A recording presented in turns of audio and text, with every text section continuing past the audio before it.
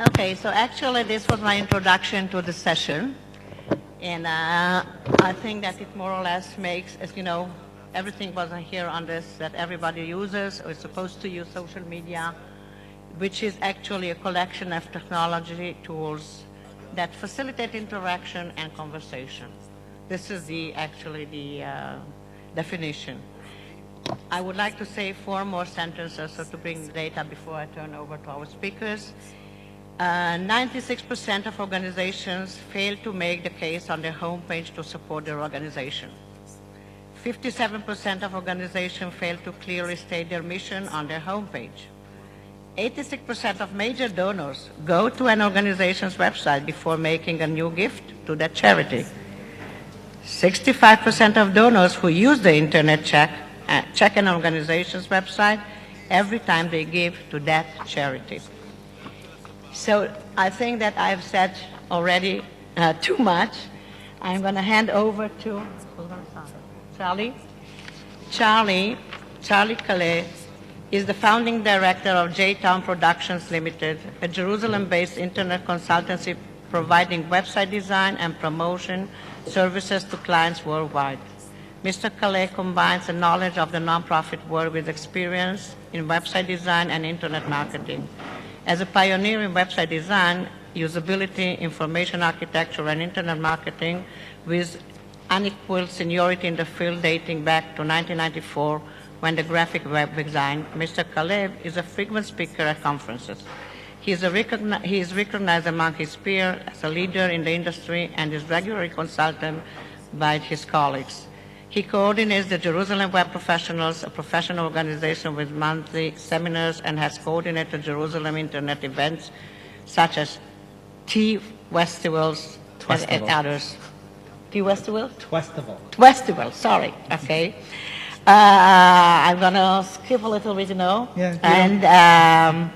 but what I would like to say that Mr. Calais has joined actually lately our global Impact Planning Committee of the WCJCS, has helped us very much to do the thinking, and here he is today presenting at the session. Thank you, Dorit.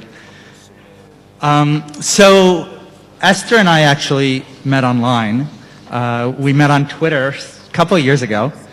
This is, I think, the 3rd time we're meeting in person.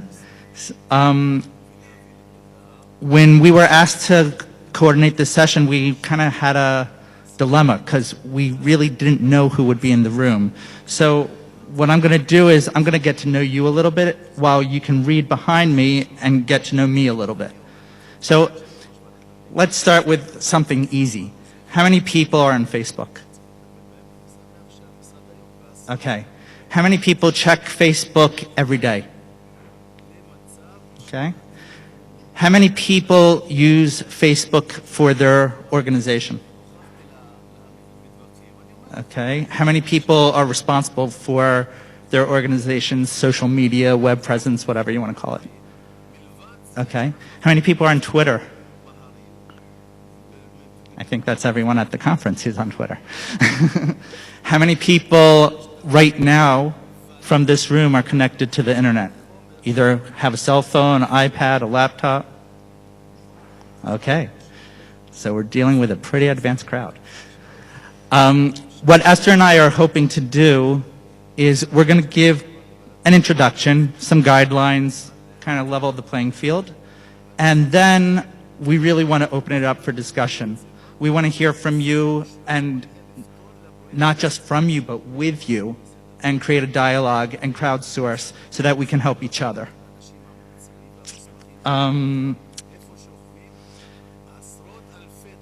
This conference is about strengthening communities. Today, it's pretty hard to strengthen a community by ignoring social media. Communities are online as well as offline. When we talk about technology in communities, then there's often a dichotomy, there's a split between older stakeholders and younger stakeholders. I was having lunch with Rabbi Bob Kaplan from JCRC in New York, and the way he described it is that he, as a senior generation leader, sees technology as a tool, whereas the younger generation sees it as a given. And there's really something to be said for that. For the most part, people certainly under 30, I'd say possibly even under 45, look at things like Facebook as a given the same way we look at electricity, radio, TV, computers. Okay? If you look at the years of when these things came to fruition, someone who today is 30 years old could have had a Mac computer in his house the whole time he was growing up. It's not something new to him. So that affects the work environment. It affects the whole community, the volunteers, the donors, everything. Now, technology is about opening doors and having new opportunities. It's not necessarily about closing the doors that already exist. It should supplement that, all right? And it's growing rapidly. This year, over Christmas in the United States, the number of people with iPads doubled, or tablets doubled. Okay, it's now at about 20% of the US adult population. How many people have a tablet? Okay. As was mentioned in the video that Dorit showed, if Facebook was a country, it would be the third largest populous country. Now, despite what I said about the generation gap, that's in mentality, but it's not in usage. Okay? In Israel, over 55% of Facebook users are over 24, and in the United States, over 65%. So in both cases, we're not just dealing with kids and college students. We're dealing with young adults to seniors. Seniors are the fastest growing population. So what do we do with them? How do we use this? I watched that video and it was like a scare tactic, okay? I'm like overwhelmed with it. Oh my God. So we have a colleague, Deborah Askenaz, who had a post in E-Jewish Philanthropy in May that was republished from her blog. The original address is up here. And she talks about return on engagement, all right? In business, we often talk about ROI, return on investment, not the ROI, the other ROI. So with return on engagement, what we talk about is getting our constituency to be engaged and actually to turn into advocates online and to achieve our goals. Now, I can't tell you how many people come to us with statements like, I have 7,000 fans on my Facebook page, what do I do with them? And we say, well, what was the strategy that you started with? What do you want to do with them? I don't know, people told us put up a Facebook page, so we did. Okay, very bad move. Not horrible, but not great. So Deborah talks about SMART, working on SMART goals. Specific, measurable, attainable, realistic, and time-bound. Okay? So, for instance, you could have a capital campaign. You could have a petition. You could have an event, a real live event, not a virtual event that you want to recruit for. Okay? But have real attainable goals. And use measurable metrics in order to measure your success with this.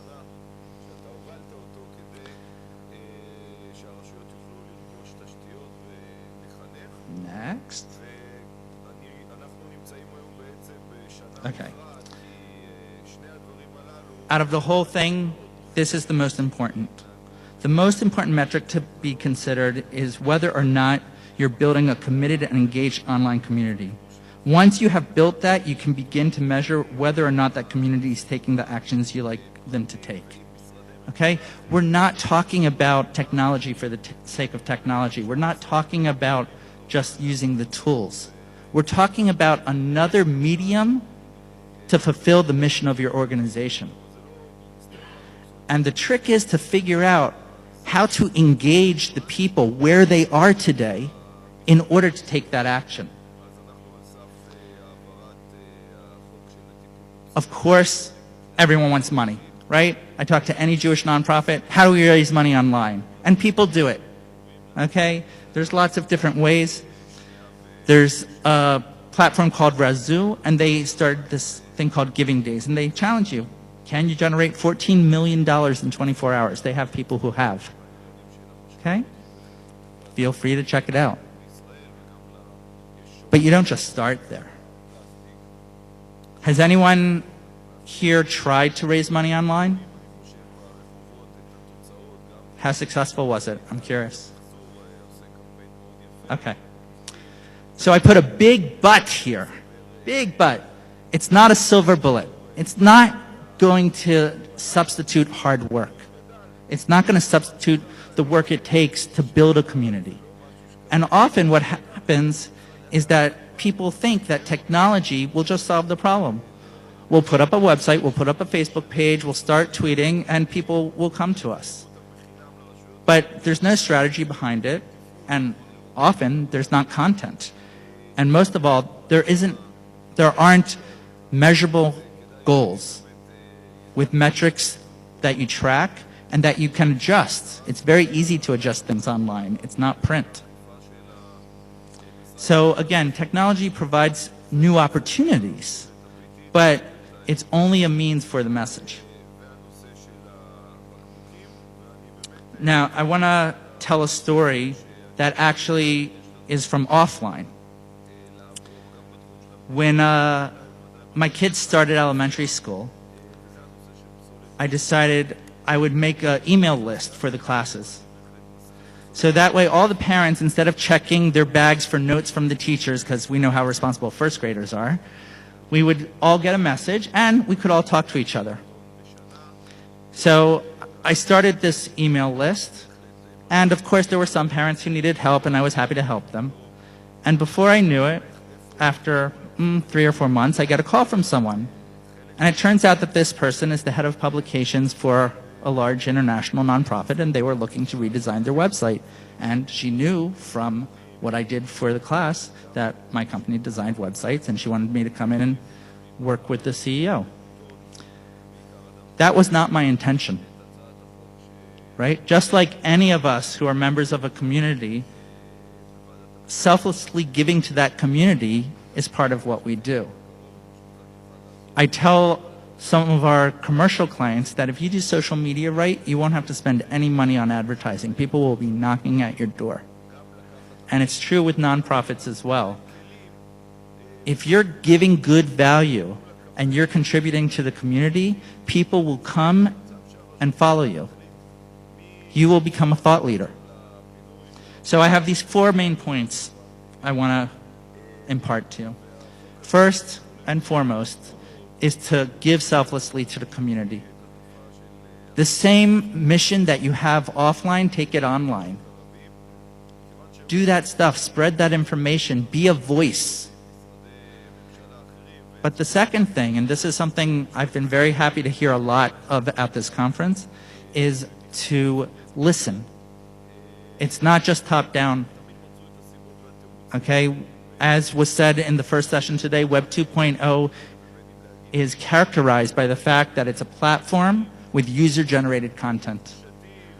Listen. Listen to your constituency so that you become relevant and you give people what they want. Engage in conversations. Don't just post. Okay? It's not broadcast media anymore. It's a two-way conversation. And finally, take it offline. So, one example of taking it offline, for example, is the New York consulate for Israel has been very active in social media.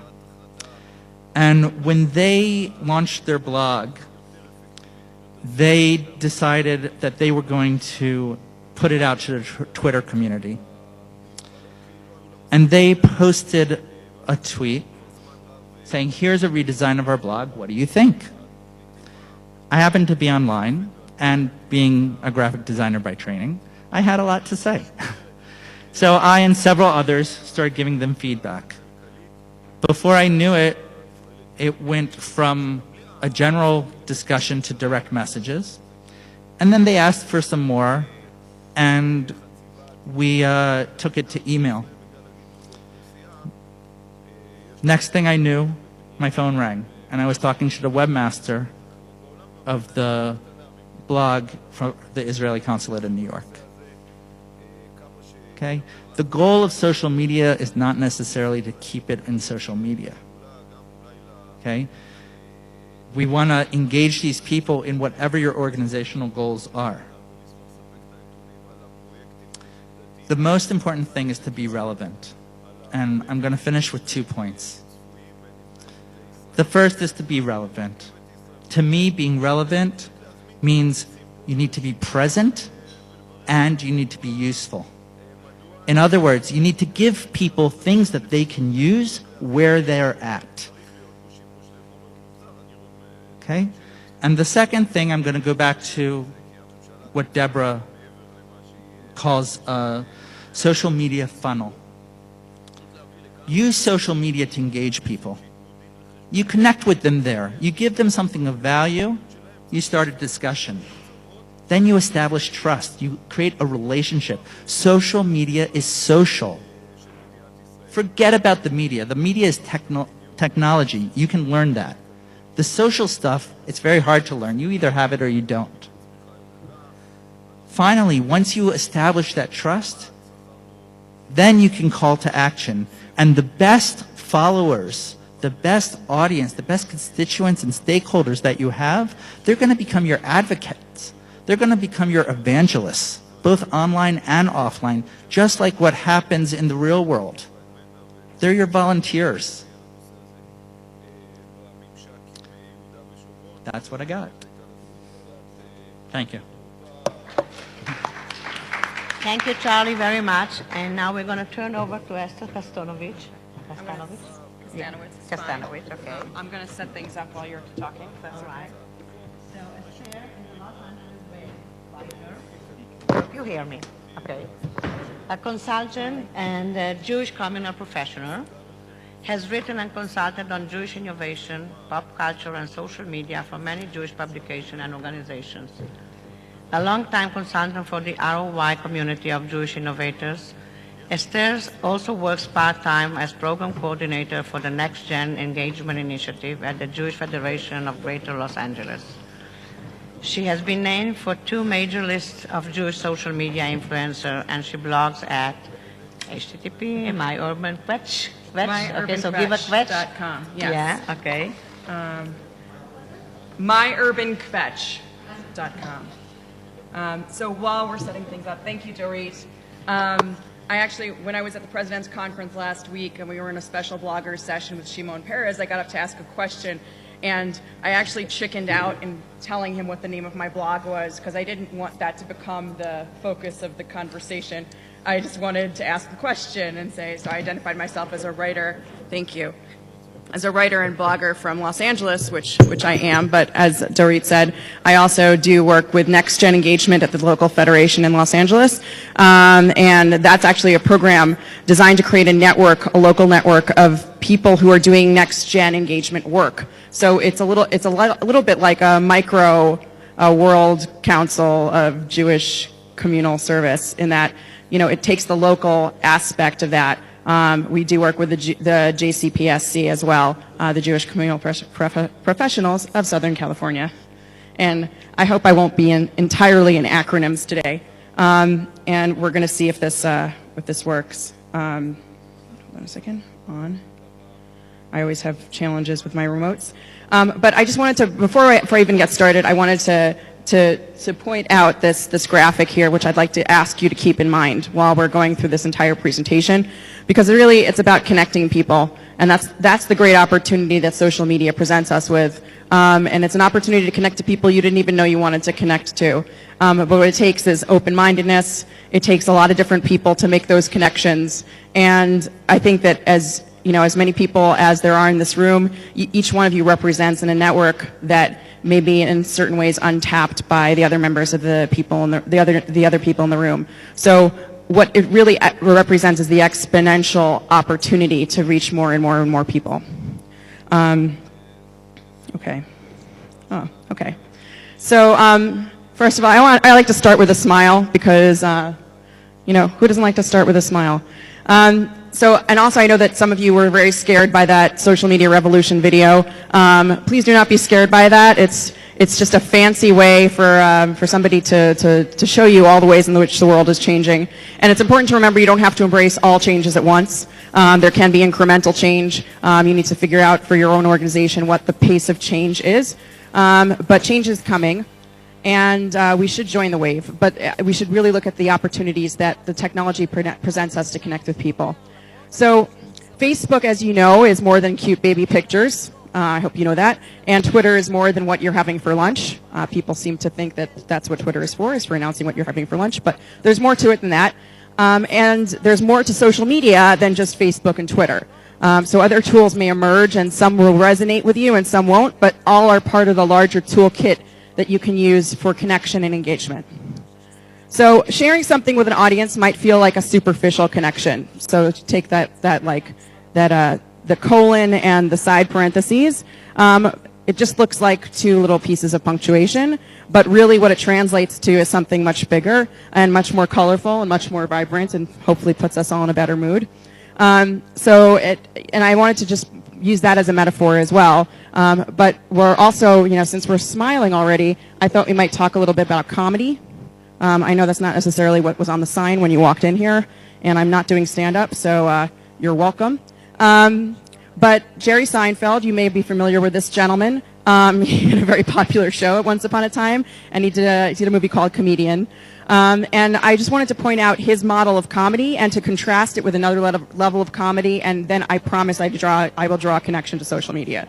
So basically, stand-up is very much like very frontal. It's what I'm doing now, right? It's like, I've got a script, and here it is, and you should laugh at it, and if you don't, I don't know if you know the language around stand-up comedy, but you either kill, which means you did really well, or you bomb, which means you did terribly. And it's a very violent kind of imagery because it's really one team versus another, you know, one side versus another, and there's a lot of potential violence there. And that's even before you add alcohol. But we have another form of comedy that I don't know how many of you know about improv. This is a screen full of faces from a show called Whose Line Is It Anyway, which started in the UK and then was shipped out to the United States and has had a very long run. But this is from the American cast, some of whom were on the UK cast as well. But really, what you see here is that it's not one person. It's not one person who has all of the answers. It's much more like a family reunion. Like, I don't know if any of you looking at this can see you or your family members in any of this. To me, this looks like a Seder explosion. Like that you went to somebody's Seder and then all of these personalities around the table, you don't know where they came from. But you have to, you deal with them in the moment because that's where you are together. And I think that all of those personalities, individuals, help to create a community with a much better, deeper and more diverse complexion and identities. And you develop things together as a team. But if you prefer another metaphor that's not comedy related, tradition. Everybody in your community is not all Tavia. There's Huddle, Huddle, have I ever got a match for you?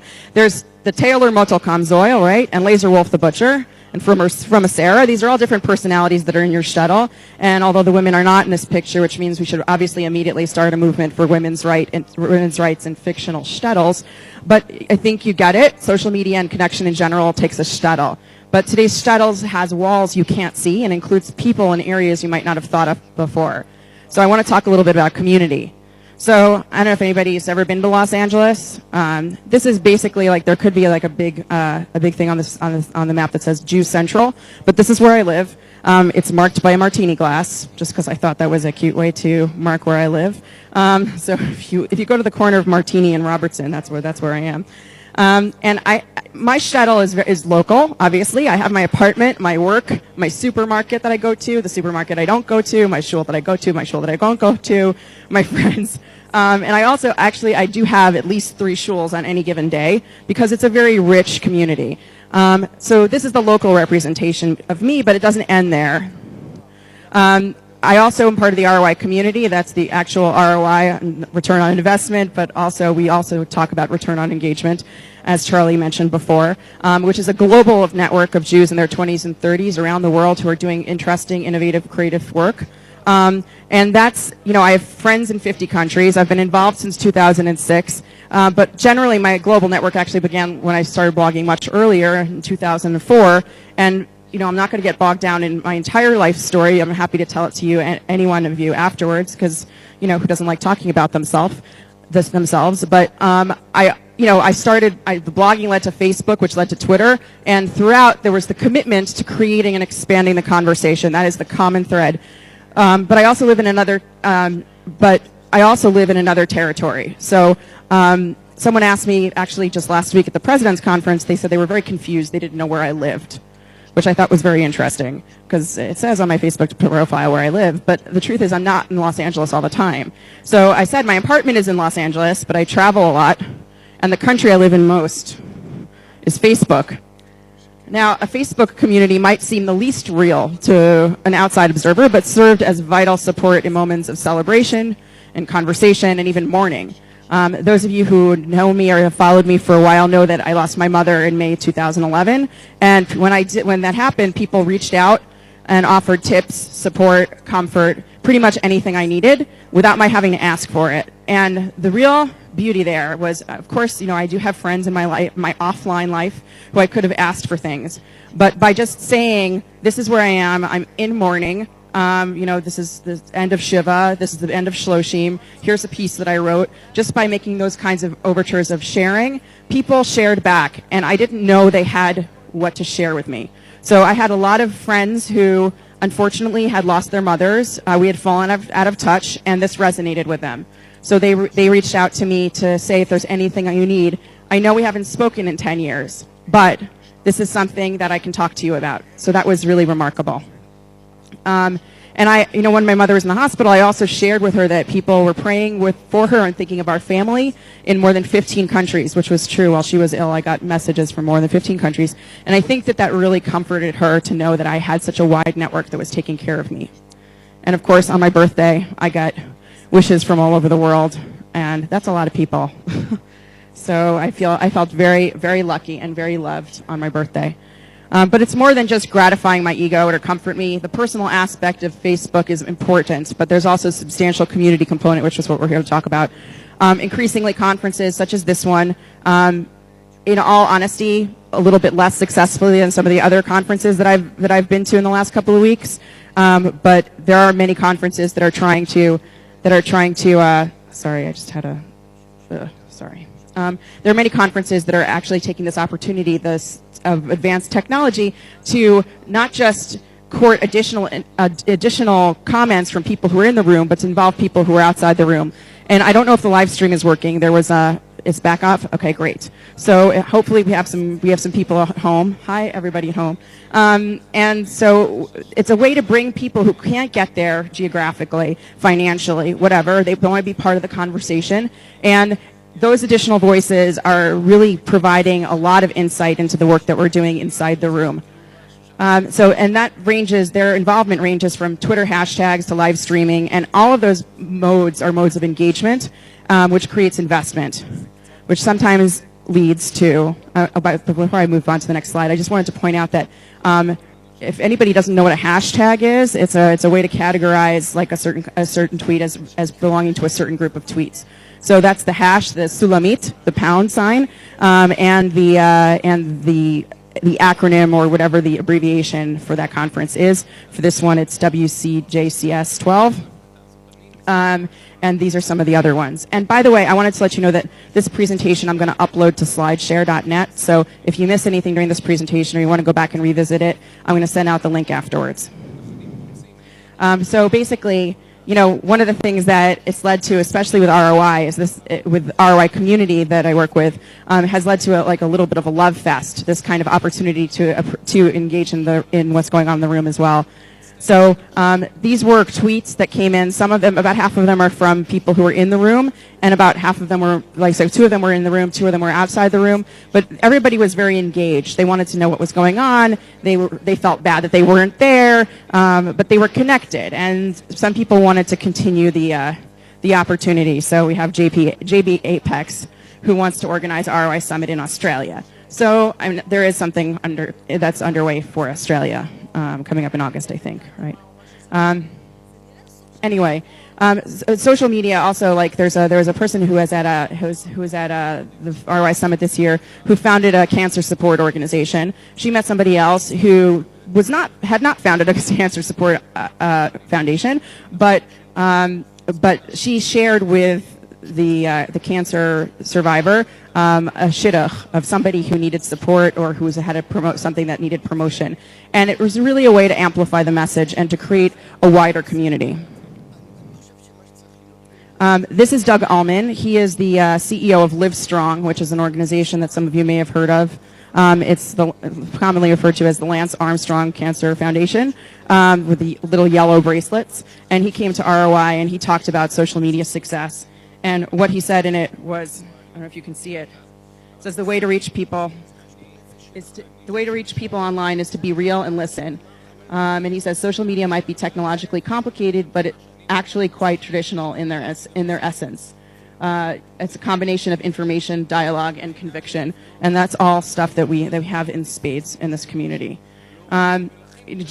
Social media is Jewish in a number of ways, including it's a way to enable us to play Jewish geography more effectively than ever before, which is obviously the most important reason.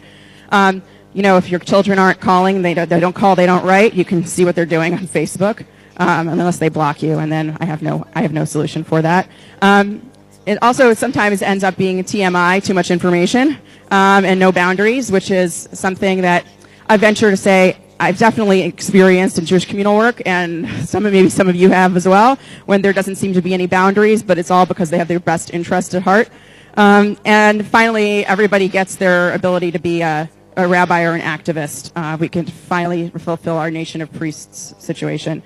And also Na'aseh v'nishma, which means, I'm sure most of you know, we will do and we will listen. And those are definitely two main components of social media activity. I have some social media strategy tips, some of which overlap with some of the things that Charlie said. But basically, it is about commitment. It is about creating the space in your life for it. It does take time, and that there is some loss of control over the message that you're putting out in the world, and that's sometimes very challenging to handle. But you have to trust that the transparency is actually going to be your salvation. That people, as Jay said this morning, and I'm sure other people have said before, authenticity is very important. People can, especially in the 20s and 30s, they know when something isn't authentic. And it's something that I think the teens are also probably going to be doing as they come up in the world of social media and as digital natives. But the transparency will make sure that you are authentic. I also have some tools and resources. Again, this will be in the slide share that I'm going to upload. But there are free webinars available online from darimonline.org, which specializes in the Jewish world, and Wild Apricot, which is basically a software company, but they do offer free webinars, which I think are very helpful, and not necessarily tailored toward Jewish causes, but tailored toward nonprofits.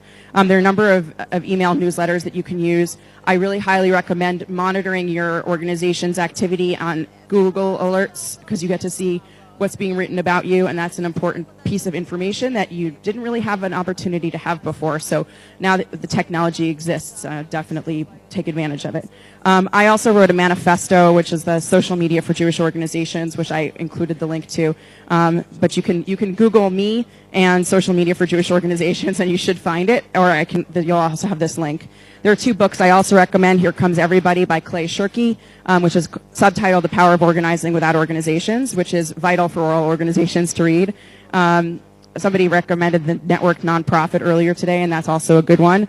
Empowered Judaism by Eli Confer. He's the founder of Hadar, and he talks mostly about independent minyanim, but the lessons of grassroots mobilizing are very applicable to many opportunities online and off.